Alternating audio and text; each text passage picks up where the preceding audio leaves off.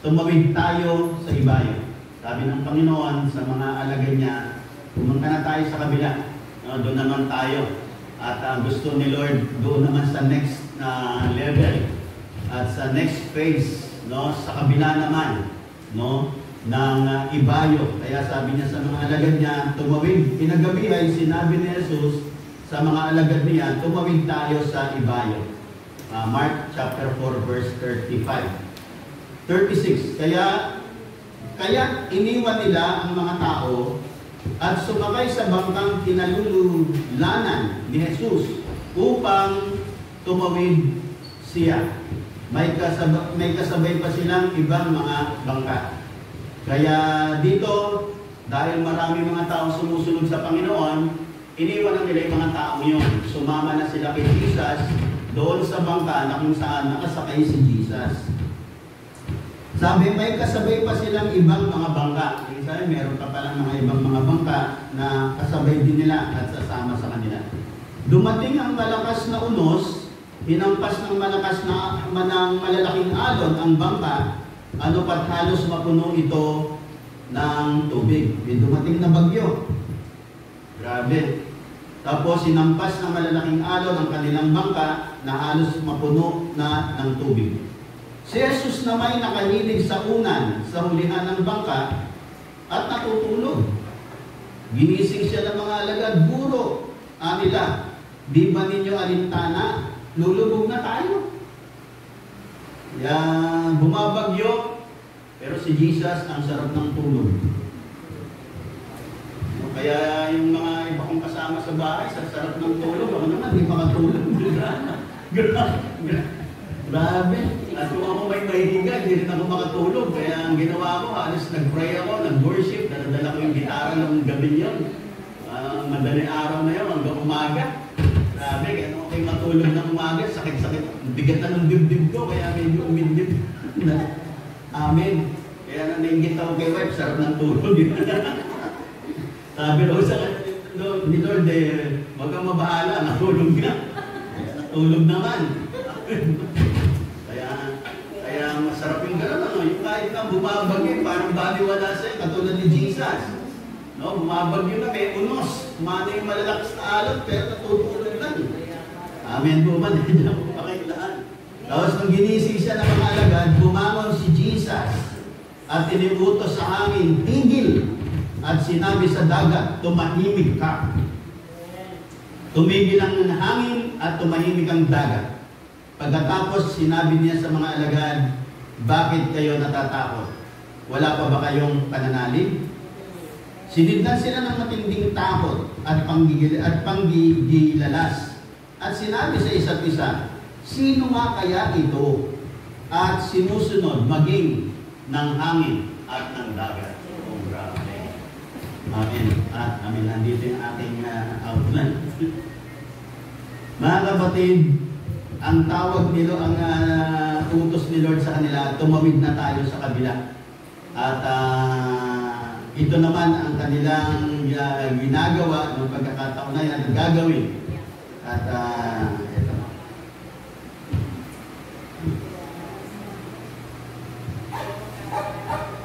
Mga kapatid, darating talaga ang panahon na tayo po ay dadalhin ni Lord sa mga susunod na bahagi ng buhay natin.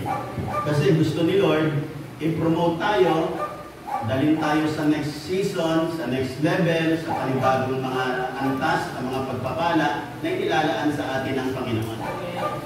No, kaya lang alam naman natin, sa pagpunta natin sa next level, hindi naman ganun kadali. No, katulad ng lagi nating sinasabi, bago tayo pumunta sa next grade ng ating mga pag-aaral, dumaraan tayo sa iba't ibang mga pagsubok sa school, dumadaan sa maraming mga quizzes, mga tests, mga examinations, may midterm, may finals, at nadaanan ng lahat ng yan. Pero pag nakapasa, pupunta na sa next level. Dito, si Jesus, niyaya na yung mga alagad na sabi, pumunta na tayo sa kabilang ibayo, tatawid tayo, ang sabi ng Panginoon.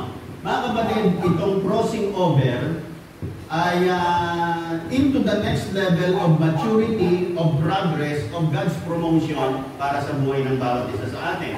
Of course, gusto ng Panginoon makarating tayo ron. Pero siyempre, may mga pagkakataon, meron lang tayo ilang mga pinagdadaanan.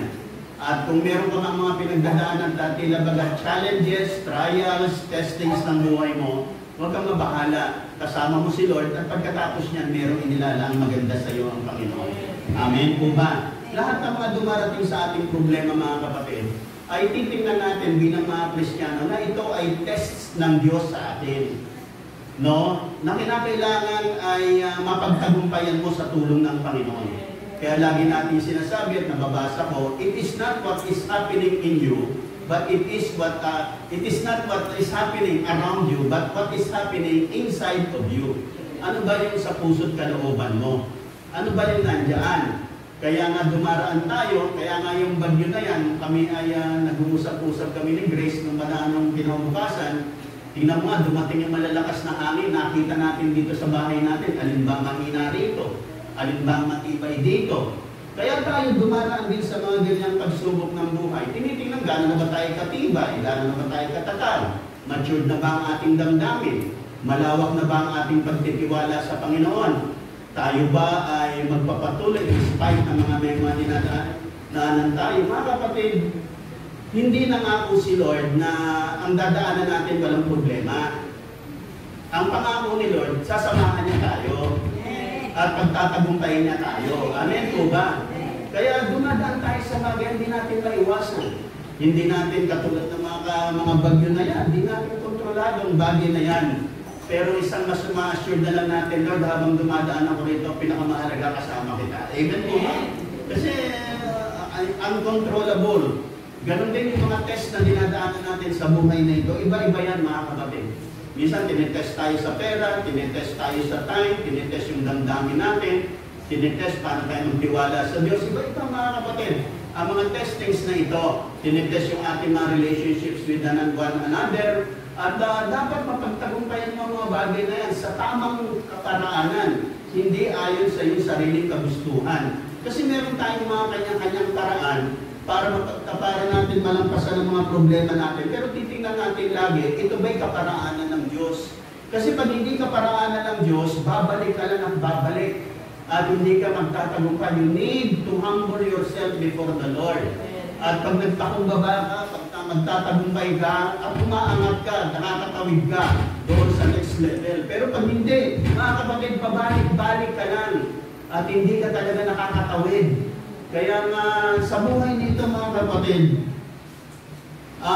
gusto ni Lord i-promote ka, dalhin ka sa next level, pero hayaan mo si Lord na kumilos sa buhay mo. Amen ba? Kaya mga kapatid, magbibigay po ako ng ilang mga bagay para how to cross over. Paano tayo makatatawid? Paano tayo makakarating sa next level ng ating mga buhay? Doon sa verse 35, sabi ng Panginoon, tumawid tayo. Ang sabi po ng banal na kasulatan. Sabi sa verse 36, kaya't iniwan nila ang mga tao at sumakay sa bangkang kinalululanan ni Jesus.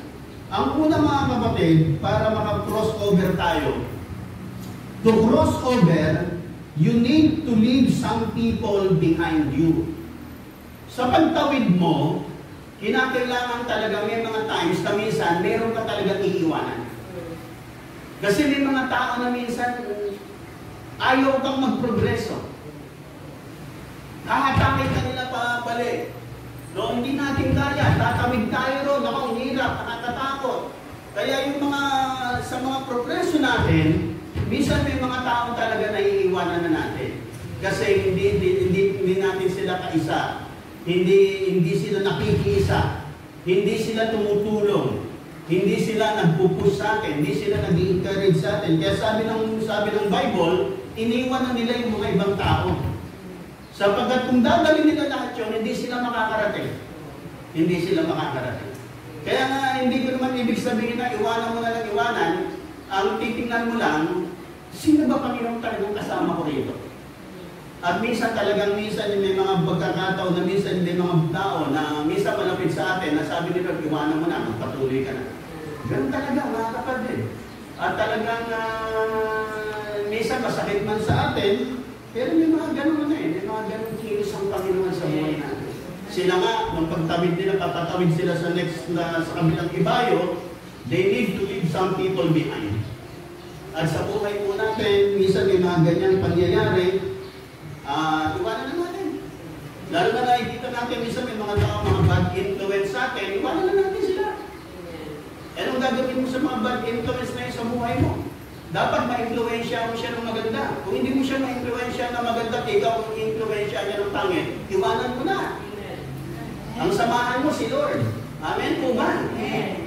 Amen po ba? Pag ikaw ay laging kasama mo, mga drug addict, at hindi mo kaya silang ilapit kay Lord, iwanan mo na. Kasi baka sa launat, ikaw pa may kaya nilang maging addict. Pero kung nandun ka, para sa purpose na sila'y applying kay Lord, at meron kang talagang direction kay Lord na magpatuloy na samahan niya mga kaibigan mong drug addict para maakay mo kay Lord, magpatuloy ka. Pero pag ikaw nang na-influensya sa masama at hindi maganda, iwanan mo na.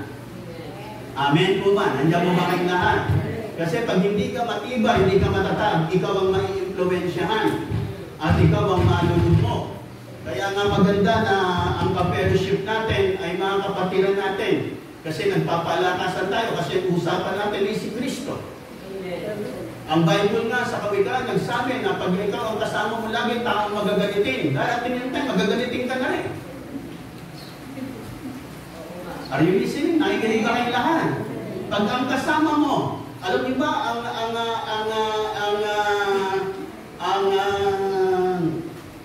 ang root of bitterness ay nakakahawa rin. Nakikinig pa po ba kayong lahat? Naranasan ko yan. Minsan may taong kinento sa akin. Nasabi, itong tao ito, ganito itong tao na to, ganito itong tao na to. Kinento sa akin yung mga kasiraan ng tao yun. Nung makaharap ko yung tao na yun, parang bigat na loob sa kanya. Napansin ko, sabi ko lang, kung ginagawa sa akin masama itong tao ito, bakit ang bigat na loob ko sa kanya? Naalala ko, maraming kwento sa akin tungkol sa tao ito. Pero na-realize ko, this is not from the Lord. Kasi ang root of bitterness, yung mga taong masasama ang loob, pag hindi mo yan naturuang magpatawad, ikaw ang ahawaan niya ng sama ng loob. At sa isang araw, yung pinasasamaan niya ng loob, masama na rin ang loob. Kaya ang sinasabi natin, may mga times na kinakailangan bitawan mo na sila para magprogreso ka. Nakikinig pa ba kayong lahat? Kung ikaw naman, na-influensya mo siya ng maganda, na-influensya mo siya tungkol kay Jesus, abay, sige, pagpatuloy mo hanggang sa ganap mo siya maakay sa Panginoon. Pero kung nakikita mo, parang hindi mo na kaya, get out. Kesa ito ang maapektuhan niya, mas maganda, magpatuloy ka na kay Lord. Amen po ba? At gawin mo yung pinagagawa niya. Kaya pakinggan mo si Lord. Panginoon, patuloy pa ako dito sa taong ito. Hindi na. Kung hindi na, iwanan mo na. Nakikinig pa po ba kayong lahat? Kaya ako, nung dinala ako dito ng Panginoon, enjoy na enjoy ako sa aking ministry sa Manila. Enjoy na ako sa mga kasama ko sa church na yon. No, enjoy na ako. Kagamay ko na sila. Nagkakaintindihan na kami. Kahit may mga kahinaan ng bawat isa, may mga kapintasan, pero naiintindihan ko na sila. At magkakagod na kami. Kaya lang dumating ng time na kinakala, iwanan ko na sila at pumunta na ako rito kasi dito may pinagagawa sa akin ng Panginoon. Minsan parang mahirap. Pupunta ka sa isang lugar, wala kang kamag-anak, wala kang kaibigan.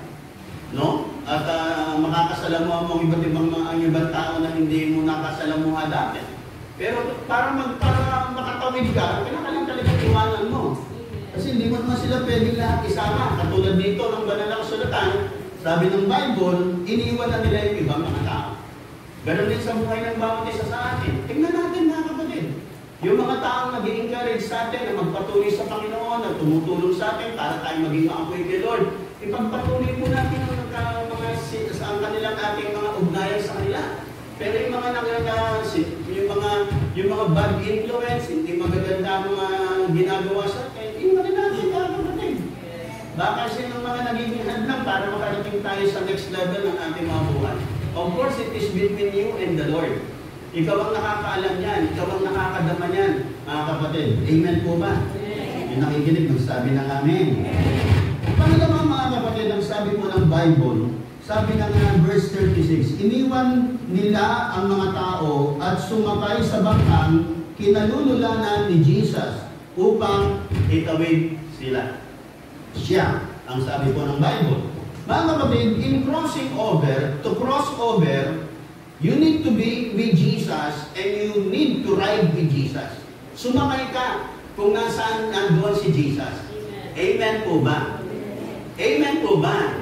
Kasi, hayaan mo si Lord ang mag-direct ng buhay mo. Siya ang mag-direct sa'yo. Kasi minsan may mga tao, gusto nila si Lord, Lord, angkas ka lang dyan, ako ang driver.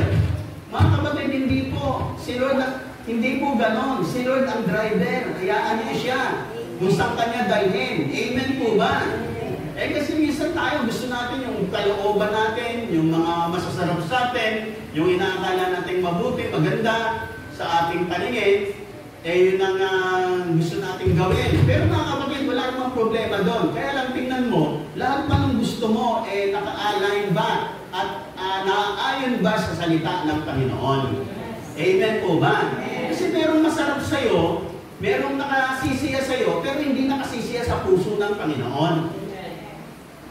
Kaya kung ganon, iwanan mo, talikuran mo, baguhin mo, yung nakasisiya kay Lord ang gawin mo. Bakit? Kasi pag gumagawa ka ng bagay na masarap sa'yo, pero nasisiyahan ka, pero si Lord hindi nasisiyahan, sa dakong huli, magsisisi ka.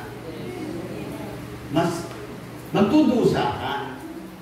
Kaya tayo, minsan ang salita ng Diyos parang, minsan parang kakaiba sa ating mga pamantayan sa buhay na ito. Pero dapat nating malaman, pag ang buhay mo ay iniayon mo dito sa salita ng Diyos, maaaring sa simula parang hindi naging maganda, parang medyo bumulo ng konti, pero sige lang, pagdating sa dako roon, paganda na ng paganda yan. Amen po ba? Amen po ba? Kaya tayo, nung nagsimula tayo, di ba, dumating tayo, pinag-usig tayo, no? Maraming mga kaibigan natin, parang lumayo na sa atin, no? Maraming mga tao na parang ayaw na sa atin, mga ganyan, pinersecute na tayo, pero mga kapatid, sa simula lang yan.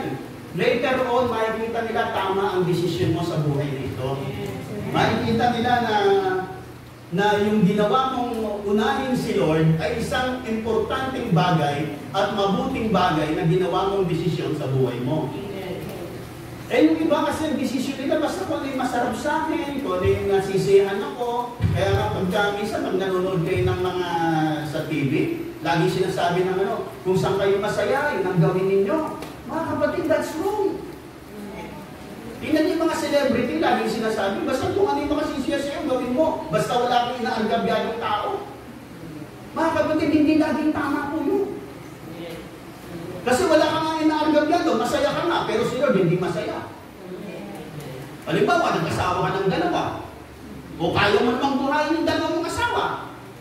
Wala ka namang binubuhay mo namang maigi. Pero mga kapatid, masaya ka nga, pero si Lord hindi nasisiyahan sa ginagawa mo. Sa malaot madali, hindi ka rin magiging masaya. Pag hindi nasiyahan si Lord, lulungkot ka rin. Amen po ba? Kaya dito, ang sabi ng banal na kasulatan, itong mga alagad, sumakay sila kay Jesus. Ibig sabihin, si Jesus, nandun sila, nakasakay sila kay Jesus. Amen po ba? Ganon din po tayo mga kapatid. Hayaan natin si Jesus ang mag-drive ng buhay natin. Paano yung bisya? Paano yung pastor? Simple lang mga kapatid. Let your life be guided by the Word of God. Kung ano yung aral ng Panginoon, yan ang i-adapt mo sa buhay mo. Ikaw ang mag-a-adjust, hindi yung salita ng Diyos ang mag-a-adjust sa'yo. Kung ano yung sinasabi ng salita ng Diyos, ay hindi pala ganito. Ito kasi yung sinasabi ng salita ng Panginoon, na mahalin ko raw yung aking kaaway, patawarin ko raw sila, di patawarin mo. Amen po ba? Kasi sa malaot madali, mapapabuti ka. Pero kung ang pinairal mo, yung damdamin mo, kasi masyado naman ako nasaktan ng tao na yun, paano ko naman papapatawad? Kasi hindi mo nararamdaman yung naramdaman ko. Ang mga ganyan. Pero mga kapatid, whatever it is, hayaan mo yung salita ng Diyos ang mag-guide ng buhay mo. Kasi pag kitang hinayaan mong mag-guide ng buhay mo, pabuti ka ng pabuti. Pausay ng pausay at paganda ng paganda. Amen po ba? Amen po ba? At makakatawid ka, makaka-crossover ka into the next level na inilalaan ng Panginoon para sa iyo. Mahirapan kang umusad na meron kang laging dalang mabigat sa buhay. Mahirapan. Ikaw rin ang lugi. Amen po ba? Mga kapatid, talagang tayo nasasaktan tayo. Kasi talagang natural yan bilang tao. Nasasaktan, nagdadamdam, nagtatampo, na-offend, natitisod.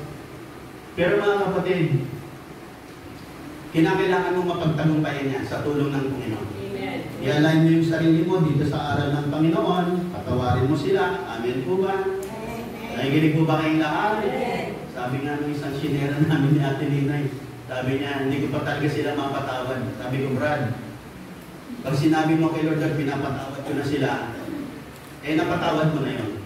Kasi pastor, masakit pa rin eh. Yung healing process, kinakailangan pa ng panahon para mag-heal. Pero ang mahalaga, pinapatawad mo sila. Pag ikaw ay dumudulog sa Panginoon. Amen po ba? Pinatawad mo na. Kaya lang yung healing process, proseso pa rin yun. At nililipas ang panahon. Katulad din ng sugat yan. Pag nasugatan ka, ginamot mo yung sugat. Pero pag ginawakan mo, makilot pa rin. Pero pag ginamot mo na, ang mahirap yung may sugat ka, hindi mo ginagamot. Amen po ba? Kaya pag may nagkasala, nagkulang, just forgive them. Apply mo yung salita ng Diyos. At huwag umira lang yung damdamin at reasonings. Isa kasi ang hirap kapag sarili nating kaisipan ang pinapag-iral natin, sarili nating kaparaanan. Mga kapatid, kung ano yung kalooban ni Lord, kung ano yung salita ng Panginoon, kung ano yung ayon dito sa salita ng Diyos, yun ang i-apply mo sa buhay mo. At makikita mo, pabuti ka ng pabuti niyan. Amen po ba? No? Sabi nung minsan may mga nagsasabi, no? Nung hindi na nga ako nag-aaral-aral ng Bible na yan, lalong gumanda ang buhay ko, lalong bumaang, wala nang nagbabawal-bawal sa akin. Kapatid, tulad ng sinasabi ko, kapag ganyan lang yung patwiran, you have been deceived by the enemy. Nadaya ka na. Wala nang pinakamaganda, pinakamatagumpay, pinaka-surest way unto victory at promotions ng buhay natin, kundi yung buhay natin, mai-align natin according to the Word of God. Amen. At ang isang pinakamahalaga nito, kapag naka-align ka with yung buhay mo according to the Word of God, hindi ka lang pinagpala sa buhay na ito. Meron ka pang buhay na walang hanggan. Yun ang pinakamahalaga sa lahat. Amen? Sige, pala natin ang ating Panginoon. Yun ang pinakamahalaga sa lahat. Kasi ang tawag naman sa atin ni Lord, hindi lang naman para sa buhay na ito. Kahit tayo po mga Kristiyano na, meron pa rin hangganan ng buhay natin sa ibabaw ng lupa. Pero ang pinakadakila, makarating tayo sa piling ng Diyos sa langit. At doon forever and ever. Amen po ba? Kaya nga po lagi po kayo ni-encourage, give importance to God at sa kanyang mga salita. Kahit na ano na mga narating mong tagumpay sa buhay mo, huwag kang lalayo sa kanya. Amen. Amen po ba?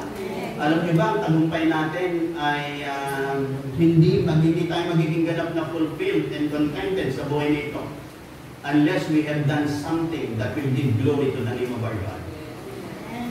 Kaya sabihin mo, umunlad ka na, natapad mo na lahat ng mga pangarap mo, pero wala kang nagagawa that will give glory to the name of God. You are still empty. Hindi ka pa rin ganap. Hindi pa rin kumpleto at ganap. Maaaring sa panlabas, ganap.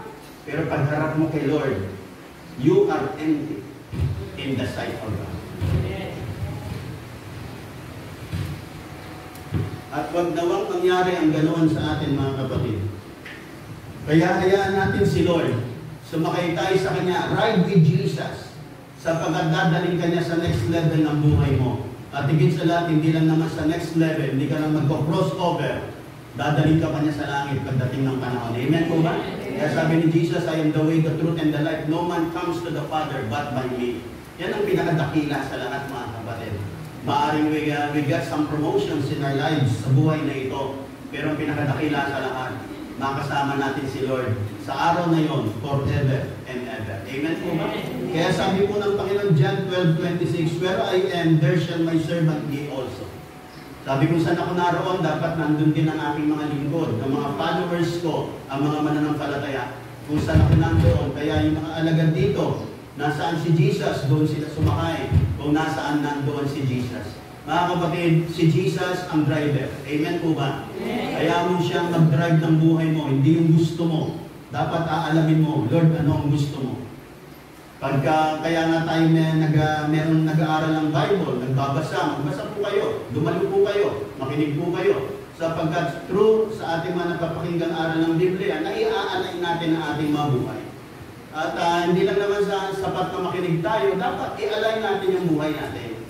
Kasi wala namang magandang bagay na mangyayari. Marami kang alam sa Bible, hindi mo naman ina-apply sa buhay mo, walang epektong maganda sa buhay mo yan. Ang magandang epekto niyan kapag in-apply mo na yan sa buhay mo. At sasabihin ko sa inyo, habang lumalaon, paganda yan ang paganda. Pabuti yan ang pabuti. Amen po ba? Kaya ride with Jesus. To cross over, you need to be with Jesus and you need to ride with Jesus. Pangatlo mga kapatid, doon sa verse 37, sabi rito ng banal na kasulatan, dumating ang malakas na unos, sinampas ng malalaking alon ng bangka, ano pat halos mapuno ito ng tubig. Mga kapatid, dito sa pagkakataong ito, kasama nila si Jesus. Nakasakay sila sa bangka, pupunta na sila sa kabila, kasama nila ang Panginoon. Mga kapatid, in crossing over, even when you are with Jesus, there will be storms coming. Kahit nakasama mo si Jesus, dumarating pa rin ang mga problema. Dumarating pa rin ang mga bagyo. Dumarating pa rin ang mga test ng buhay. Kaya yung na kay Jesus ay hindi naman po tayo immune na wala na po tayong problema. Meron pa rin. Pero ang pinakamaganda, kasama mo si Lord. Amen po ba? Yun ang pinaka-safest and secured position sa buhay na ito. Yung kasama mo si Lord at si Lord nasa iyo, nasa Panginoon ka. Yan ang pinakaligtas na lugar. Amen po ba? Kaya si David, sabi niya dun sa Psalm 23, though I walk through the valley of the shadows of death, I will fear no evil, for thou art with me, thy rod and thy staff, they comfort me. Ang sabi ni David, nung siya ay pastol pa, nung siya ay nagpapastol pa ng mga tupa, sabi niya, kahit dumaan ako sa karimlan, sabi niya, hindi ako matatakot, sapagkat ika'y kaagapay, kasama kita, Panginoon. Amen po ba?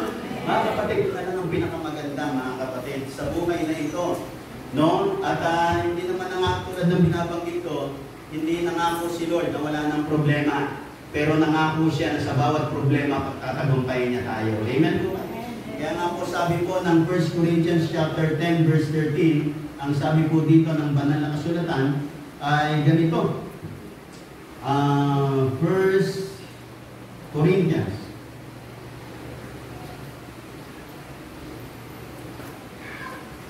okay, nawala ako. Nakalimutan ko yata yung verse din.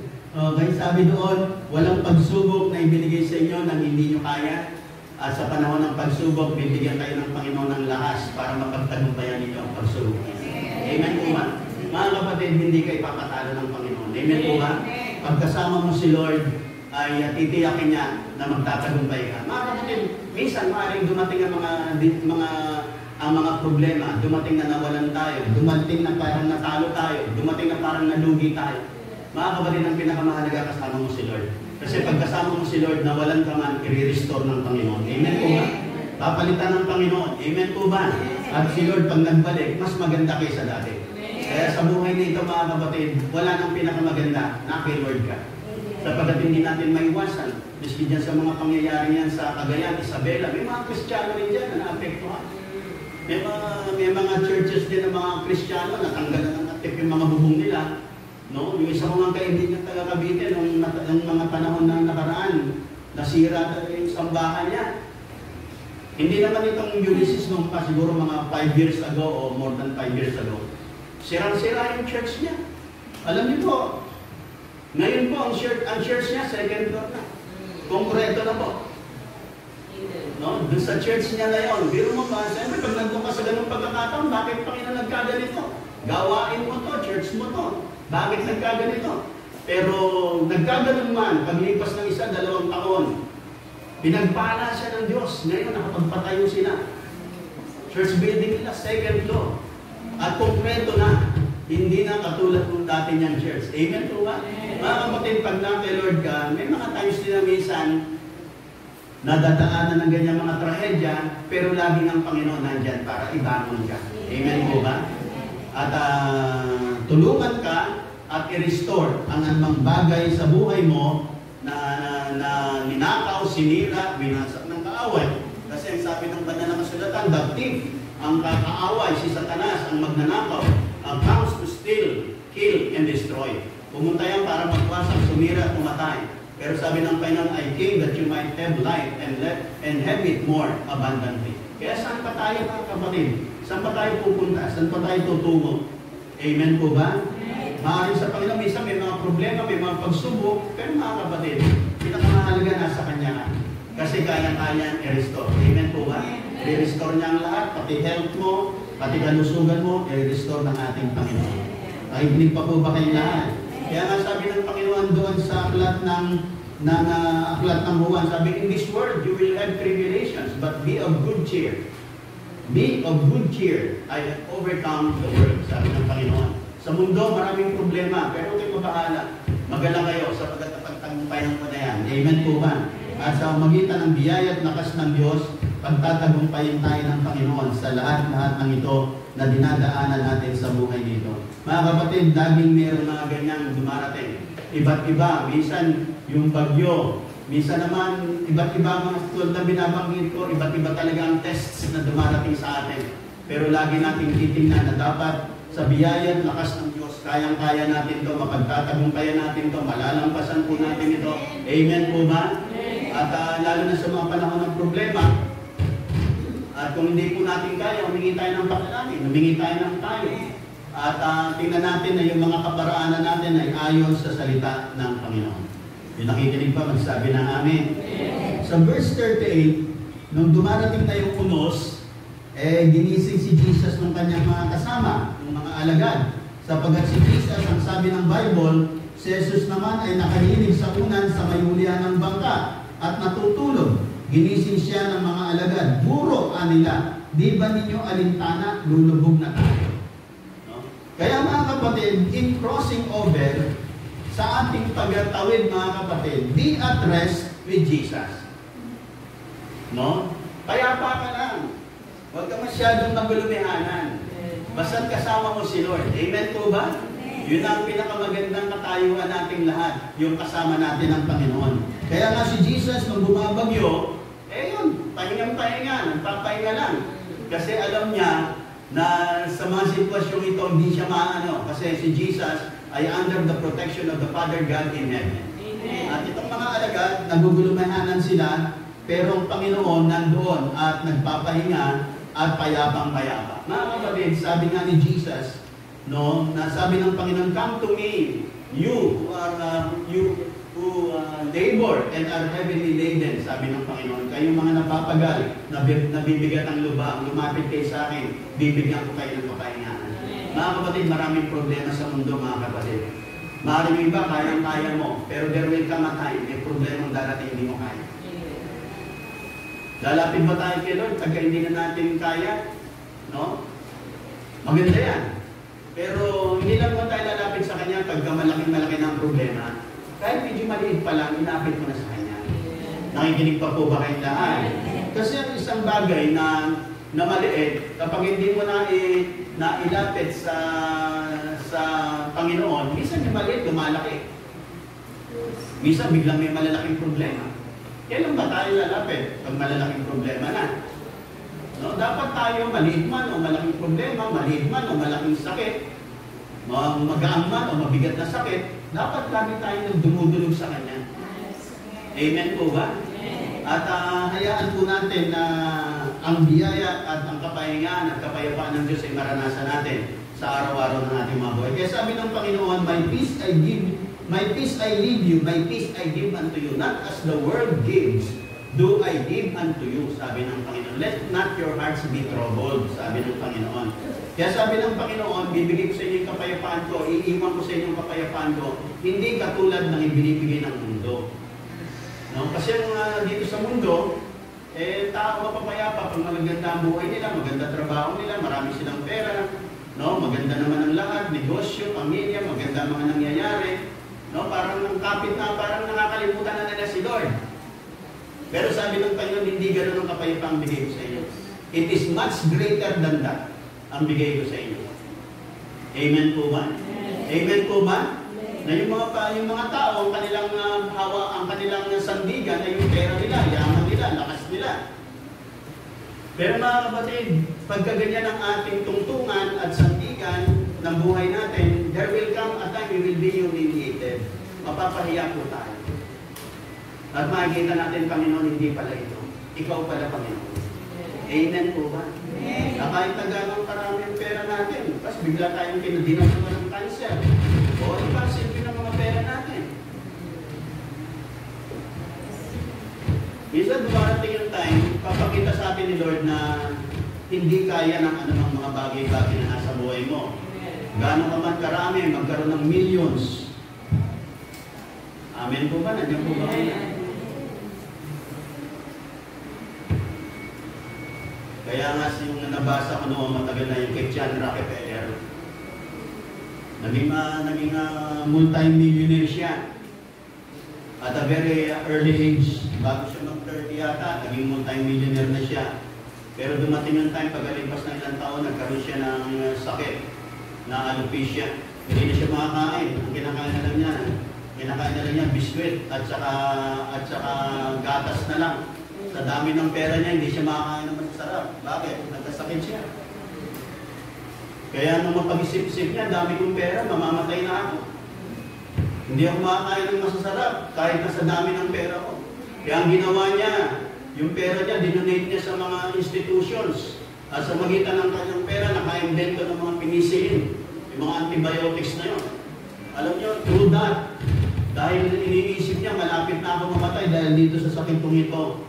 I-donate niya yung kanyang pera at naka-invento ng mga antibiotics, isa na dyan ang penicillin.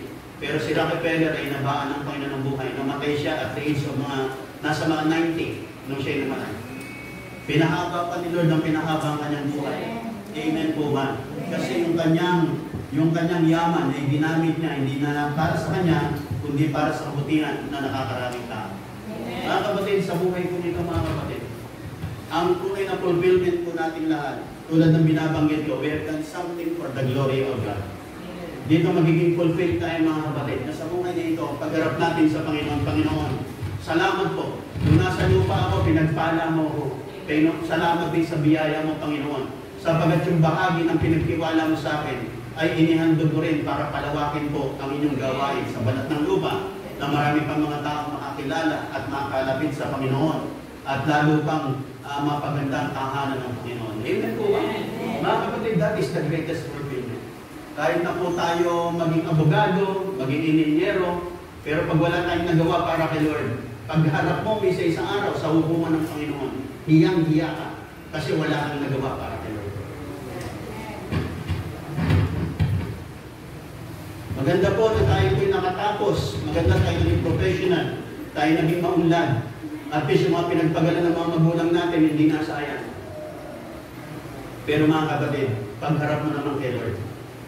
Sa Diyos na nagbigay sa iyo ng buhay, nagbigay sa iyo ng abilidad, nagbigay sa iyo ng talento, nagbigay sa iyo ng mga magagandang ng iyong potentials, gifting, talents, abilities, sa buhay mo, binigay lahat ni Lord sa iyo.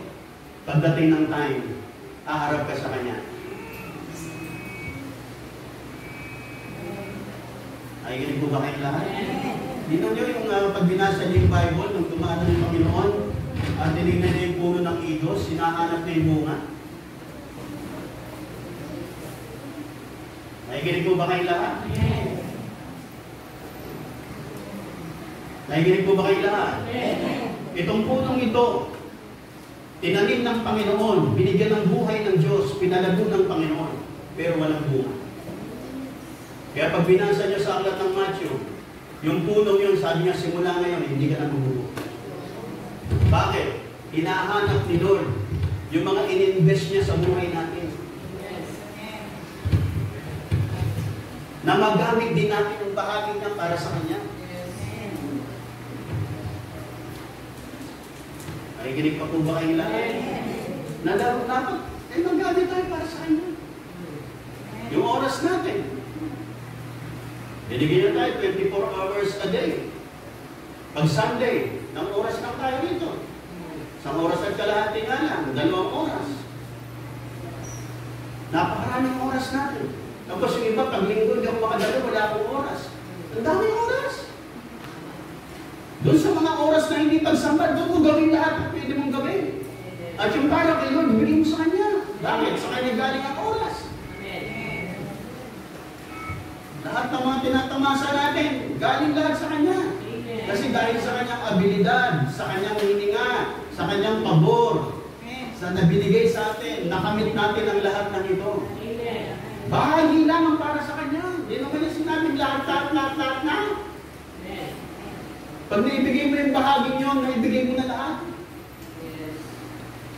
Ay, pabubahay lahat. Yung iba, mali ang pananaw sa buhay. Pananaw nila, hindi. Pag may time ako, kay Lord, pag wala akong time, di siya ka na yan. Ito unahin ko. Yun ay mga kaisipan ng mga taong pag tinignan niyo ang Bible, yung mga tao yun, they are fools. They are not wise.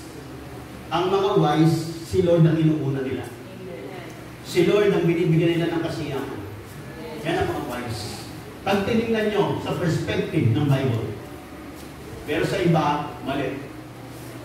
Eh minsan kung sino yung makapangyarihan, sino yung mayaman, parang yung kanyang salita, yun ang makapangyarihan. But I tell you, there will come a time na ang lahat ng mga sinasabi ng tao na hindi ayon sa banal na kasulatan, lahat makikita nyo, walang kwenta at walang kabuluhan sa harap ng Diyos. Makikinig pa po ba kayong lahat? Mga kapatid, ilang bagay na lang po ang nais kong bigyan ng pansin. Mga kapatid, kaya nga sa ating pag-crossover, kinakailangan natin ng rest, ng kapayapaan galing sa Panginoon. At sabi po ng banal na kasulatan nung sinabi ng mga alagad Panginoon, hindi nyo ba nakikita, lulubog na tayo? No? Hindi nyo po ba alintana? No, nalulubog na tayo sa atin sabi ng Bible, bumangon si Jesus at iniutos sa hangin, tigil. At sinabi sa dagat, tumahimik ka. Tumigil ang hangin at tumahimik ang dagat. Mga kapatid, tingnan niyo po yung kasunod na sinabi ng Panginoon. Pagkatapos, sinabi niya sa mga alagad, bakit kayo natatakot? Wala pa ba kayong pananalig? Ayan. Sabi ng Panginoon, wala ba kayong pananampalataya? Yung nakikinig magsabi ng amen. Mga kapatid, of course, talagang in the natural tayo po, may mga times natatakot po tayo. No? Pero mga kapatid, hayaan po natin na yung pananampalataya natin ay mas maging malaki kaysa sa takot po natin. Amen po ba? Alam nyo, nung kasalukuyang bumabagyo, siyempre nakakatakot din. Kaya ako, ginawa ko, kinuha ko yung gitara ko, umawit ako, nagpuri ako sa Diyos. Bakit? Through that, mas lumalaki yung pananampalataya ko kaysa dun sa mga bayo ng malalakas na hangin. Amen po ba? Eh kasi pag ba, naano mo yung mga sabi ko, pag talagang may sakit ka sa puso, parang bibigay ka. Grabe. Amen ba? Parang katakalabog naman po. Parang ano. Parang yung dinadabukan talaga yung puso mo. Amen po. Sabi ko, pag mahina talaga.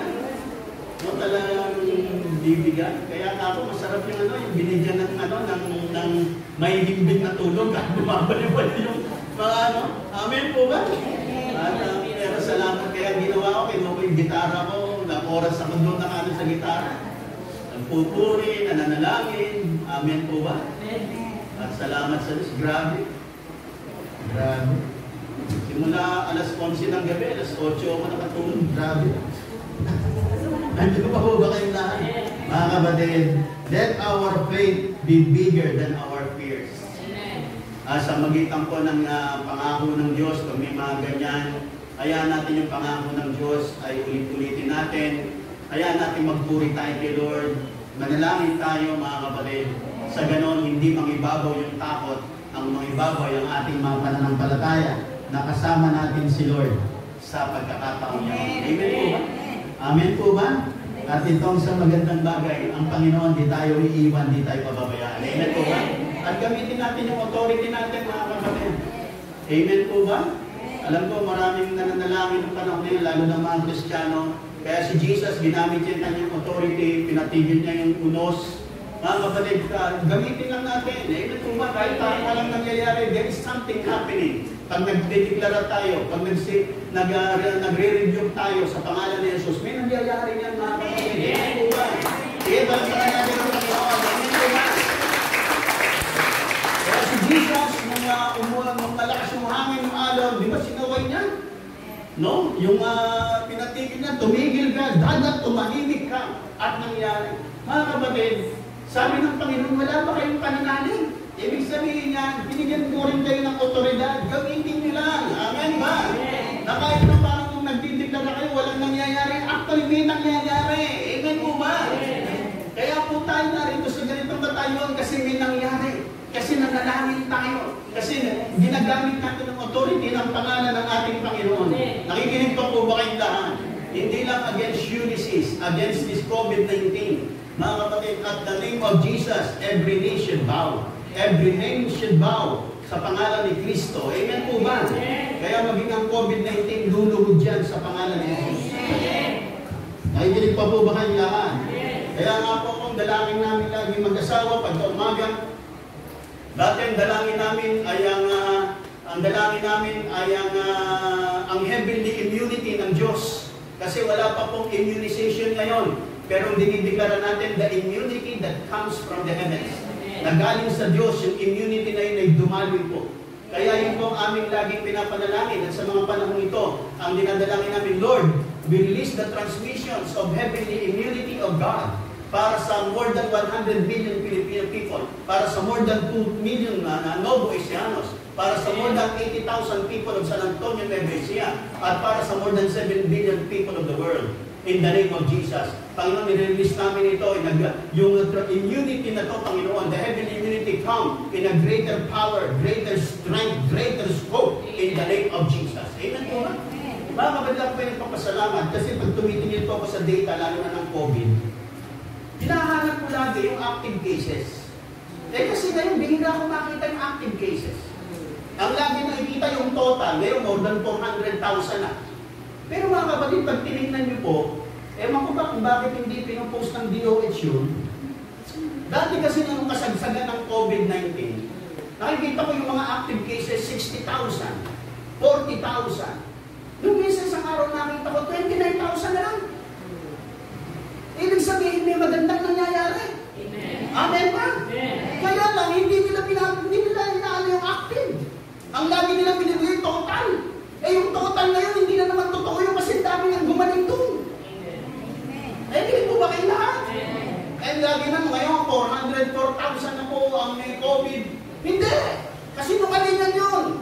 Kasi hindi naman yun ang totoo. Gumaling na mahigit 300,000 eh. Kaya dapat yung total na yun sa ilalim.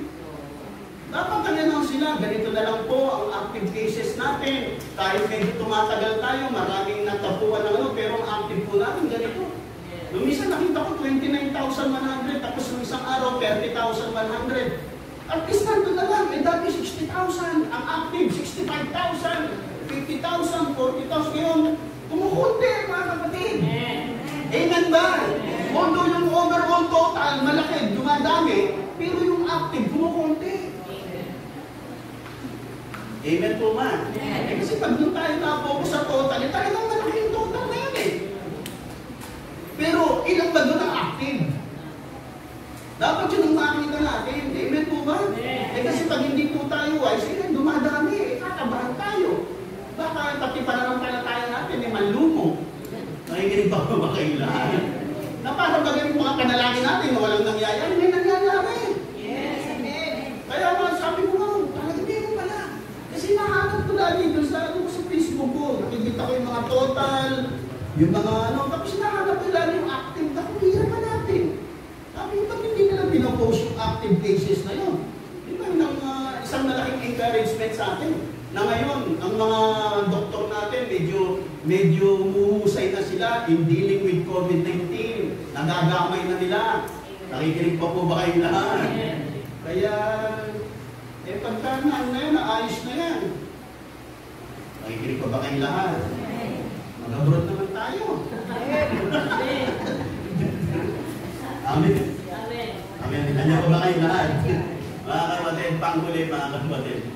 Sabi rito ng mga alagad, nakikinig pa po ba? Nakikinig magsabi ng amin. Sabi po ng mga sa verse 41, ang huli. Siniblan sila ng matinding takot at panggilag-gilalas at nagsabi sa isa't isa, sino nga kaya ito? Sabi niya, sino ba itong kasama natin na ito? Itong si Jesus na. Sabi, pati yung unos at hangin at alon napapatigil niya. Mga kapatid, sa tagumpay sa buhay na ito, kinakailangan makilala mo sino ba si Jesus. Amen po ba? Nakikinig po ba kayong lahat? Sa mga sitwasyon ng buhay natin, ang Diyos ay nagpapakilala. At nagpaparanas siya kung gaano siya kabuti, kadakila, at makapangyarihan. Kaya nga minsan sa mga matitinding sitwasyon ng buhay natin, diyan mo lalo makikilala sino ba ang Panginoon. Kaya sabi ng mga alagad, sino ba itong kasama natin? Sino ba siya? Kasi yung paningin lang nila, ang ganila, ito yung nagpakain sa atin, nagpakain sa 5,000, pero it is greater than that and deeper than that. Na ang Panginoon, mga kapatid, hindi lang niya kayang pagalingin ang sakit mo ng ulo o sakit mo ng ngipin. Kahit cancer mo, kaya ng pagalingin. Amen po ba? Kahit yung cancer, kaya ng pagalingin. Amen po ba? Kaya ng iligtas. Amen po ba? Di ba yung pinatotoo ko sa inyo yung Amerikano na nagka-COVID? Na ang sabi sa kanya ng doktor, lumalala yung COVID mo. Pero dahil Kristiyano siya, nakarinig siya kay Lord. Sabi ni Lord, magaling ka na. No? Kaya nung napakinggan niya yung kay Lord, yun ang nagdala sa kanya. Ng lakas ng loob, magaling na ako. Amen po ba? Mga kapatid, in times na meron kang sakit, ipapakita ni Lord, manggagamot siya. Sa mga panahon na tila bagay posible, ipapakita ng Diyos na siya ang miracle worker. Amen po ba? Sa panahon na walang-wala ka, papakilala sa iyo ng Panginoon siya ang provider ng buhay mo. Huwag kang mabahala, magtiwala ka sa Kanya. Amen po ba? Dumaan tayo sa mga matitinding sitwasyon ng ating mga buhay, Panginoon. Ng isang buhay natin, mga kapatid. Pero gustong magpakilala ng Panginoon sa atin. Kaya nga dapat, lalo pa nating tindigan, lalo pa nating kilalanin ng Panginoon. Hindi lang siya tagapagligtas natin. Hindi lang siya magdadala sa atin sa langit. Siya rin ang magbibigay sa atin ng tagumpay sa mga dinadaanan natin sa buhay dito. Amen po ba? Pagtatagumpayin tayo ng Panginoon. Amen po ba? Siya ang ating, kaya nga lagi mo sinasabi, Jesus Christ is our Passover. Ilalampas niya tayo. Kung tayo po ay nasa bingit ng kamatayan, dapat mong malamang ipagtatanggol ka ng Panginoon. Hindi lang siya kasama mo, nauna na siya sa iyo. At inihahanda na niya ang daraanan mo. Amen po ba? Mga kapatid, ang Panginoon din ang tagapagpala natin. Huwag kang mabahala, meron siyang nalaang pagpapala sa iyo. Pagpapalain ka niya. Amen po ba? Amen po ba kayo lahat? At ang Diyos, kaya niya mag-provide sa anumang mga pagkakataon ng buhay mo. Huwag kang mabahala, huwag kang mag-alinlang, huwag kang magduda. Manindigan ka, manghawakan ka, at paniwalaan mo na ang Diyos ay sadyang mabuti sa buhay mo. Amen po ba? Mga kapatid, makakalampas po tayo, makakarating tayo sa next level ng ating mga buhay at mga pagpapala. Makakarating po tayo sa 2021. Amen po ba? Amen po ba? No, maraming umasa na ang 2020, isang napakagandang taon, kasi nga double 20. Pero mga kapatid, dahil dito sa mga dinaanan natin, mga kapatid, huwag po tayong mabahala. Meron pa rin mas magandang nilalaan ng Panginoon. Mas maganda kaysa iniisip natin. Amen po ba? At dadating tayo sa 2021 na umaasa ng mga dakilang bagay. Yung mga na-miss natin, yung mga nawala sa atin, i-restore sa atin ng Panginoon. Amen po ba? At mararanasan natin ang next level ng mga pagpapala at biyayang nilalaan sa atin ng Panginoon. Pinagkala tayo! Kasama natin ang Panginoon. Amen po ba? Amen. At ang mabuhay na panalangin yung buko tayo at tumigit. Thank you, Jesus.